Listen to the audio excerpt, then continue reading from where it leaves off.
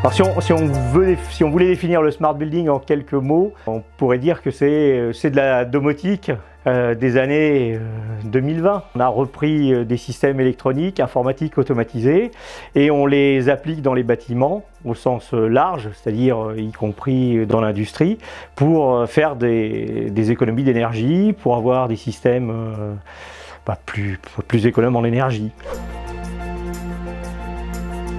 Bonjour, je m'appelle Kevin Cantillac, j'ai 23 ans, je suis originaire de Bordeaux.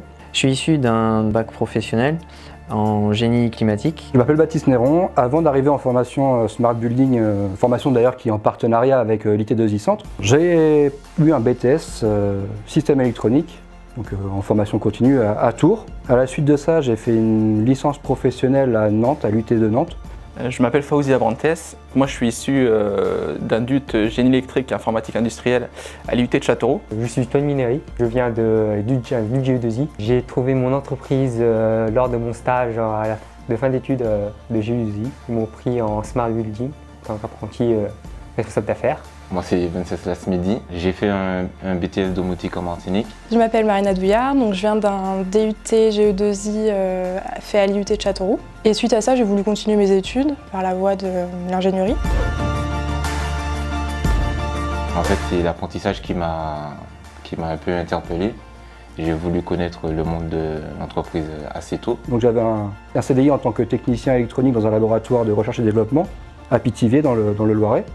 J'en ai eu marre au bout d'un moment, donc au bout de 2 ans, je me suis dit j'ai envie d'être ingénieur. Je reprends mes études. J'ai soumis l'idée à mon responsable, je lui ai dit bah écoute, moi je vais être ingénieur, donc si tu es d'accord, je reprends mes études et je les fais en alternance et je reste dans l'entreprise. Il m'a dit il n'y a pas de souci, nous on te garde.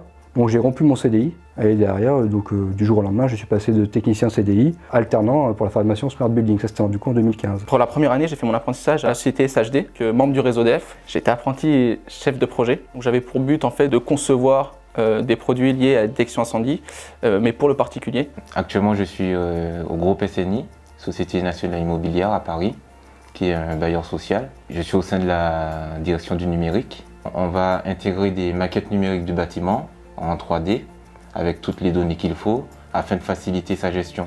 Je travaille à Vatan dans la société Cité-Osbury Sologne. Il travaille dans l'éclairage public, c'est une société de Vinci. Je fais les devis, les mémoires techniques, les commandes clients et puis les commandes fournisseurs. Le plus de l'apprentissage en fait, c'est de pouvoir acquérir des connaissances vraiment théoriques grâce à Polytech et à travers les cours et pouvoir les donner en entreprise, un vrai échange qui est en fait avec l'école et l'entreprise par notre intermédiaire. On est vraiment le relais entre ces deux entités.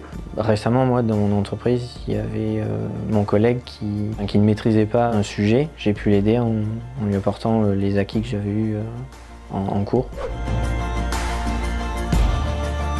J'ai la chance d'avoir une entreprise dans le 12e arrondissement, donc pas loin d'Austerlitz, la gare d'Austerlitz. Je prends le train à Orléans et puis c'est 1 heure, c'est vite fait. C'est comme si on habitait en banlieue parisienne en fait. Étant donné que j'ai mon lieu d'apprentissage à Poitiers, donc j'ai dû prendre un appartement sur Poitiers et un double logement pour l'université, donc pour Polytech sur Orléans. Donc sur Orléans, cette année, j'ai fait le choix d'être chez l'habitant. Ça se passe nickel. En Smart Building, on est aux 35 heures, mais ça n'empêche pas vraiment de faire une autre activité à côté. Moi, je fais du sport, je vais au moins 5 fois par semaine. En plus, je fais des compétitions le week-end. Et puis parfois, on se fait des soirées raclette, comme tout à l'heure. Ouais. Et étant la seule fille dans ma promotion, c'est pas quelque chose qui m'a rebooté au début, ça s'est super bien passé. Je pense qu'on forme un bon groupe bien soudé et je pense qu'on a bien avancé, on va bien terminer ces 3 ans tous ensemble.